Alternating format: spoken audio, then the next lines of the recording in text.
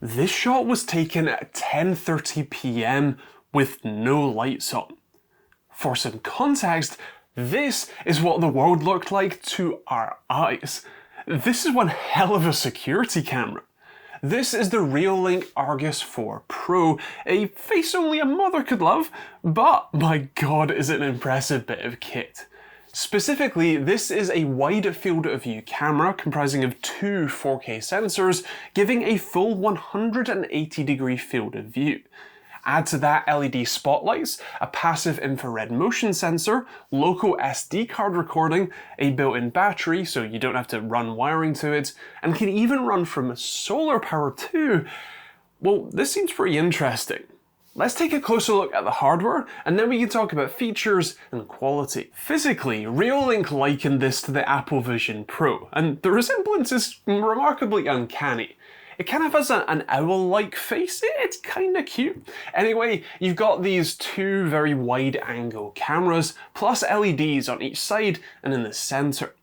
Just below that is the PIR sensor for motion detection. On the back you'll find the USB-C port for charging, along with the threaded mount to be able to mount it and hold it up.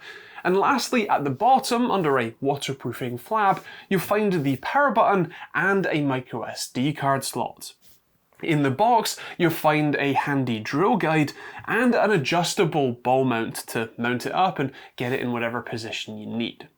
While Reolink's solar panel is technically an optional extra, for this camera I would highly recommend opting for it. It has its own mount, a lengthy USB-C cable, and importantly, it's actually a grommeted USB-C header to help seal the camera while the solar panel stays plugged in. The panel itself is rated for 6 watts, which is plenty to keep these cameras charged with just regular usage. One of the key things I personally like about Reolink cameras, and why I've got another video setting up their doorbell and pan and tilt cameras soon, is their approach to privacy and control. The fact that this camera has a microSD card slot built in means that this does local recording with no cloud subscription required. While you, of course, can pay Reolink some money for cloud data storage, basically, you don't actually need to. For their wired cameras, you don't even need to use Reolink's apps. They can just connect straight to something like Frigate or Home Assistant and use that, fully locally if you want. Although it is worth noting that battery-powered cameras like these ones use a proprietary protocol to help save battery life, and so can't be directly connected to something like Home Assistant. Still, the inclusion of local recording is already a massive benefit. Setup is really pretty easy. Reolink makes you scan a QR code of your Wi-Fi network, which can be a little finicky, but once it's set up and connected, it's nice and reliable. The app is pretty well laid out, with a live view monitor at the top, and then any controls and events below. We'll come on to the video in a second, but first a quick look around the app. The function row below the stream allows you to pause the stream, listen to audio or nods, take a snapshot, start a manual recording of a clip, change the video quality, and full screen the stream. Video quality has 3 options: clear, fluid, and balanced, with clear being the highest bitrate and I think frame rate, although they're I think somewhat similar. Either way, above the stream is where you can sound the alarm or turn on the LEDs and also access the settings. Settings-wise, you can check the battery status, control the audio levels and LED brightness, and enable the PIR motion sensor, but also enable push notifications. That's actually pretty handy. You can also FTP into the camera to access your footage, which again comes back to the you actually own and control this thing kind of design that they've got going here. Now let's get to the main part here, the video quality. In the daytime, this is exceptional quality.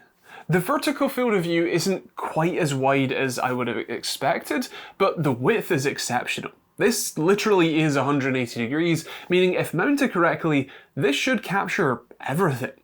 It seems to run at 15 FPS with a 5120 by 1440 output resolution and runs at around 2 megabits per second, give or take, potentially depending on your quality settings. Interestingly, where it stitches the two cameras together, there's actually a bit of a kind of overlap, kind of missing bit, so here's how I found that out. There's also audio capture.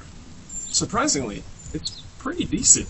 The good news is that the audio quality is frankly excellent. I was talking at a fairly quiet level considering we were outside, and it picked me up with no problems at all. Really impressed there. As for the video, well, during daylight it's plenty sharp and remarkably vibrant, not qualities you normally associate with security cameras, but there you go. It's certainly good enough to make out faces or vehicles, which is exactly what you want, or exactly what you're looking for in a security camera. Where this really gets impressive though is at night. This shot was taken at 10:30 at night when, to our eyes, the world looked kind of like this. This level of brightness and clarity is actually really impressive. Now, the real trick here, of course, is motion. How does that look? Well, actually, nowhere near as bad as you might expect. You should still be able to make out faces or vehicles, at least depending on how fast they're moving. Me just walking up the drive is still fairly legible, although I did notice something interesting. I suspect the way that the camera is getting this level of quality and sort of brightness is through post-processing similar to how your phone takes HDR images, basically averaging together multiple frames, possibly even multiple exposures, to get that sort of brightness. That does come with the drawback of ghosting.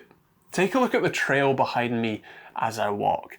Now realistically, this doesn't matter too much. The clarity is just fine, but it is kind of interesting to see how it's achieving that result. If you're wondering about battery life, with the solar panel connected and local recording, the camera sits with plenty of battery life each day.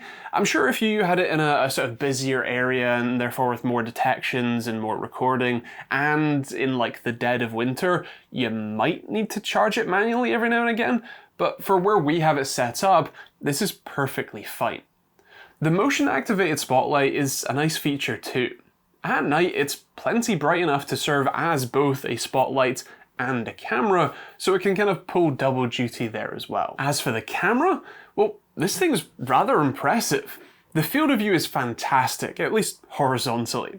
I would prefer more vertical space too, maybe with like a 21:9 resolution rather than 32:9, but for keeping an eye on basically your whole property, at least in the UK anyway, this seems like a pretty great choice. The lack of a continuous feed is symptomatic of it being a battery-powered camera. A sort of a trade-off I think is well worth it from the incredibly easy setup of just screwing it in and turning it on. And the image quality is pretty great too. In fact, the night vision is really impressive as well. The ability for it to be a locally controlled, at least as possible, is something I really like. It's a big selling point for me, especially with security products like this. Local recording, FTP access, and local control are all great.